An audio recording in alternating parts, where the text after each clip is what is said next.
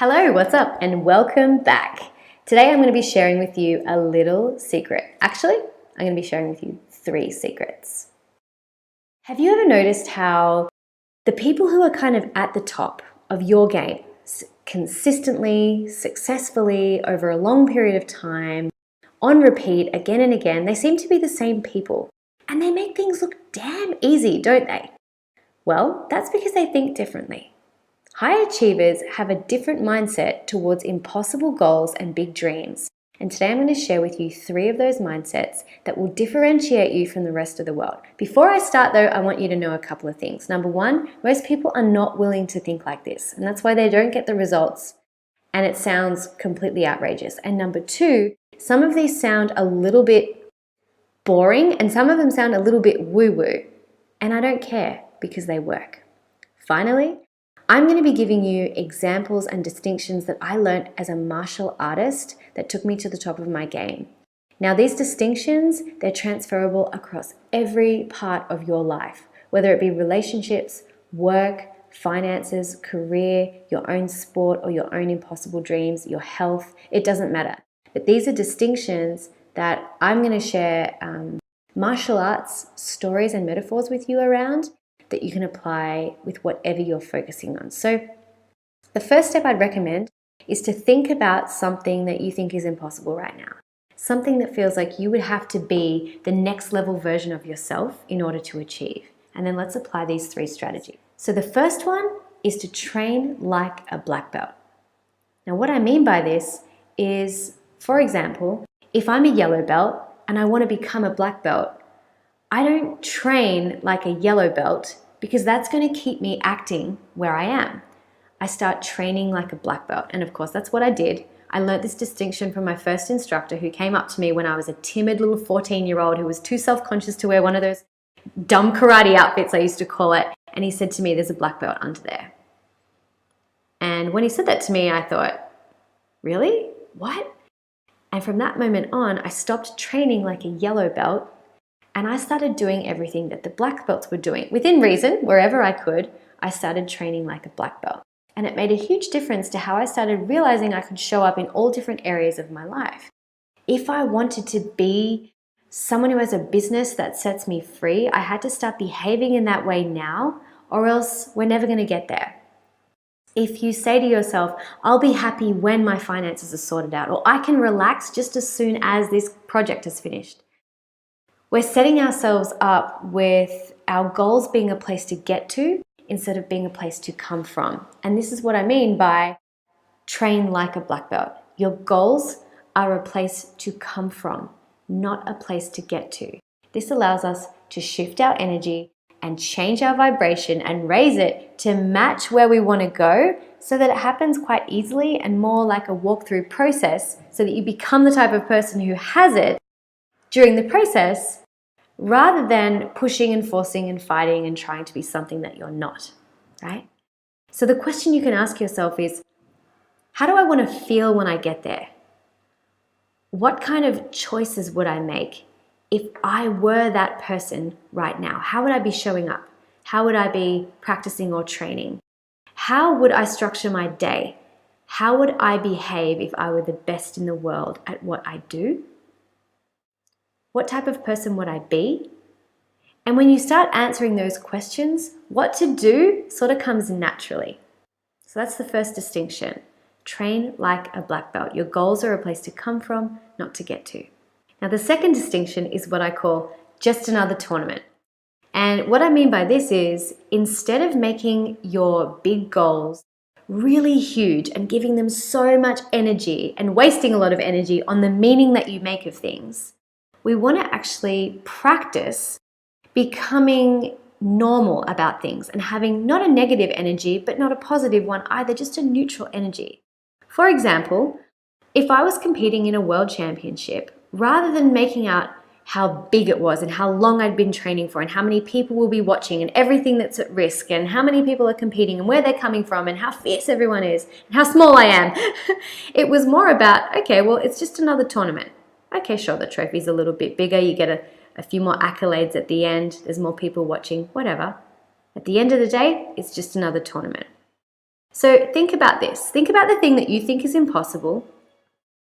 Get the feelings in your body and really sort of feel all the feels, connect with it, and then see how it compares to this highlighter, right? So when I hold up this highlighter, I have no emotional attachment or energy connected to this highlighter. It's just completely neutral. It's a highlighter. But when I used to think of world titles, it's kind of different. And what you want to do is practice either saying things or doing things or attending things at that level of who you want to be, so much so that it becomes a new comfort zone, a new normal, a neutral energy for you. And in fact, it's almost boring because you're so used to it. This is how we make these consistent successes a walkthrough process. Now, something I want to point out here is that when you might look at someone who's just become the best at something, or they seem like an overnight success, or they've got everything that it looks like their whole life is perfect and it's all sorted out and it's great, or they've won a world championship and they're amazing athletes. I don't want you to look at them and go, wow, they must have just done everything all at once and it really has been an overnight success. What you don't realize is that there's probably been 1,000 tournaments where it hasn't felt like a highlighter energy. It's felt huge. There's probably been so many fight scenarios where they've lost and they've been embarrassed and they've failed spectacularly and it's been really awkward, or they've had heaps of relationship stuff-ups and made heaps of mistakes and it's been awkward. And now finally they're really appreciating where they're at and they've come to a place where the energy is neutral because they've done it enough times. Whenever you see someone and something looks really natural, I want you to remember that it takes a lot of hard work to make things look natural. So remember, the second distinction is just another tournament, or neutralize the energy, which leads me into the third distinction. The third distinction is what I call 42 reverse punches, or in other words, break it down. Now, this was how I used to break down the big things to help me make them not make a mountain out of a molehill, and to help make things feel really small that actually felt quite big. So think about it in the way that I used to as a martial artist. There would be a big world titles coming up, a world championship tournament, and it feels really huge and really scary, and you start to think about how, you know, it's anyone's and it's a huge tournament. People are going to be there, they're going to be watching you, there's a lot at stake. But really, if you break it down, after making it neutral energy like it's just another tournament, and you really do break it down, well, in my case, we never did more than, say, 7 rounds, as in get in the ring and fight 7 times before we made it to the end. Often it was even less than that. Each of our rounds was made up of 6 points, 6 half points, or 3 full points. So let's be conservative and say 6 half points or 6 points. And in order to get a half point, you had to do a reverse punch, right? A really simple reverse punch. You could do heaps of different techniques, but I'm thinking the most basic of basic was a reverse punch. Now, 7 rounds times 6 reverse punches, that's 42 really good reverse punches. And that's your whole world championship. And I used to say that to myself all the time. A world title is just 42 reverse punches. Now, again, it can make it kind of boring. It makes it kind of simple when you break it down, almost predictable. But it also means that you win. It also means that you have neutral energy. And if you've been training like the type of person who has this right from the beginning, you raise your vibe to the same level according to the law of attraction that matches what it is that you want. And therefore, you're going to get it, right? Keep in mind, not that many people are willing to think like this. They like the drama. They like taking up their extra mental bandwidth with all the idea of how big something is, or the idea of how hard something is, or how complex something is, instead of just breaking it down. And this is what high achievers do. They break things down to their most simplest form. Now, how can you apply this to other areas of your life, right? Break it down, be the type of person that you need to be, and neutralize the energy, as in make it neutral, not making a big deal of it. So let's go to relationships, for example. Let's say you want to attract the man of your dreams, or you're ready for a really good partnership. Sometimes we make a huge deal of it because we've got a massive story about how hard it is to find men, or we've had a negative experience in our lives and we're carrying and holding on to the past, And we think, oh, or you might be looking at your body clock and going, I'm running out of time, right? And you have your ideal guy list and no one matches up to it. You've got really high standards. But really, let's break it down, right? There are things that we can control and there are things that we can't control. Things that we can control are who we show up as each day. If you're open, receptive, and happy, doesn't matter how long it takes. You're going to meet someone amazing. And when you do, and let's say that you're hoping it will last forever, that's it. Once you've met them, that's it. So breaking it down is just a case of putting yourself in a situation where you're meeting people and making sure that at the same time, you're feeling happy and fulfilled and energized so that you can consistently do what you can control forever until it happens. Breaking it down. When it comes to health, people look at, oh, I want to lose this much weight, or I want to go on a diet and it's going to last me this particular amount of time before I heal my gut, for example. Well, if you become the type of person who is healthy, it's easy to make decisions about how you plan your meals, break them down, cook them, give yourself the time to eat them and eat mindfully. If you are neutralizing the energy, you're not making a huge deal out of it, but you're just showing up and doing the thing every day, not worrying about the result. And by breaking it down really simply, it's probably a case of going, well, meal by meal, this is how I'm going to show up. This is how I'm going to change my body. It's not about eating perfectly all day, every single day, but meal by meal by meal, one meal at a time, changing your health.